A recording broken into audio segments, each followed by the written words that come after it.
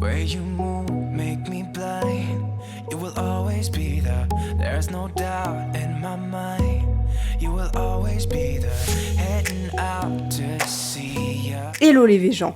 Aujourd'hui on se retrouve pour réaliser des lasagnes à la bolognaise végétale. C'est mon comfort food préféré et il m'a fallu pas mal d'essais avant de valider ma recette. Ça peut paraître très simple à faire des lasagnes, mais c'est pas si facile, croyez-moi. Comme vous pouvez le voir, nos semis se portent super bien et on en a même profité pour ramasser des radis. Alors pas de panique, il n'y a pas de radis dans les lasagnes, promis, ce sera pour une prochaine fois. Allez, c'est pas tout, on s'y met parce qu'il y a du taf. On commence par hacher les oignons.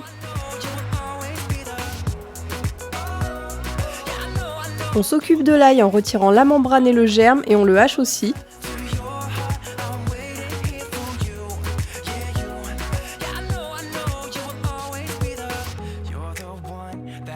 On prend une branche de céleri qu'on nettoie et qu'on coupe en tout petits morceaux. Alors prenez votre temps car c'est très important pour avoir une bolognaise agréable et qui cuira plus vite par la suite. On mate mes tatouages.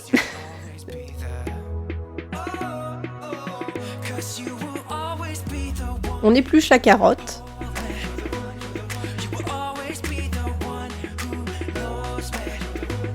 On fait de très fines lamelles et on la coupe en tout petits morceaux également.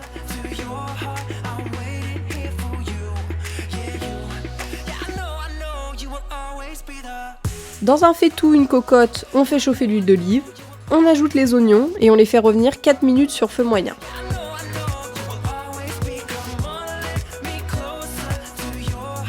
On ajoute l'ail qu'on laisse suer 30 secondes. C'est le moment d'ajouter les carottes, le céleri et les herbes aromatiques.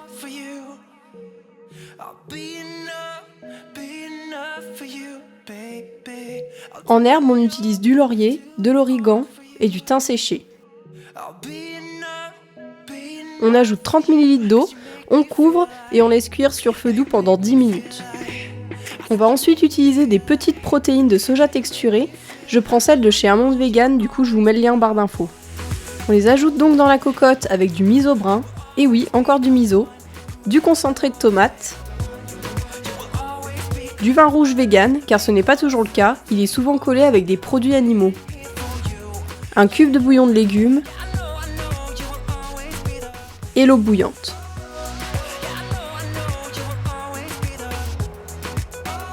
On laisse évaporer l'alcool pendant 2 minutes sur feu moyen, puis on couvre pour 10 minutes sur feu doux. On ajoute les tomates concassées fines et le coulis de tomate, dans lequel on aura rajouté 40 ml d'eau pour récupérer l'intégralité du liquide, et on laisse mijoter 20 minutes à couvert sur feu doux. C'est le moment de corriger le goût, alors on goûte déjà, on rectifie l'acidité avec le sirop d'agave, on sale et on poivre.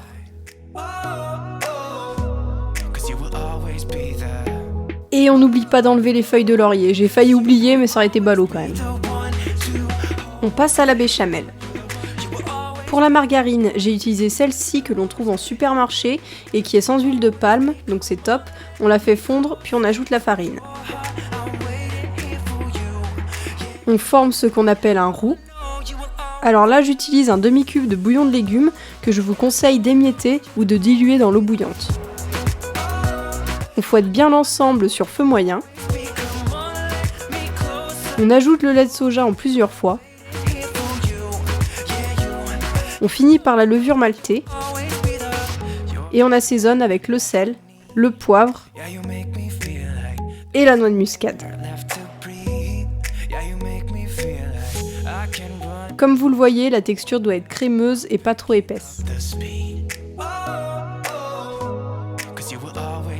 Maintenant, c'est le moment le plus sympa. On assemble nos lasagnes en commençant par la sauce tomate qu'on recouvre de béchamel et on dépose nos plaques.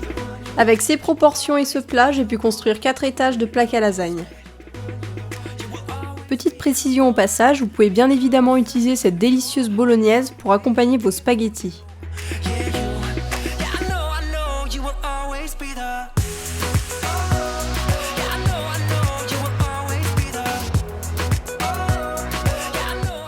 On enfourne dans un four préchauffé à 180 degrés pendant 35 à 40 minutes.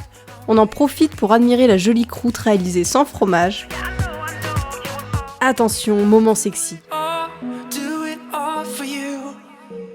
I'll be enough for you, baby. I'll do it all. Bon, je crois que les images parlent d'elles-mêmes. Pensez à vous abonner et à partager pour me soutenir. Et je vous dis à bientôt pour de nouvelles aventures véganes. Yeah, you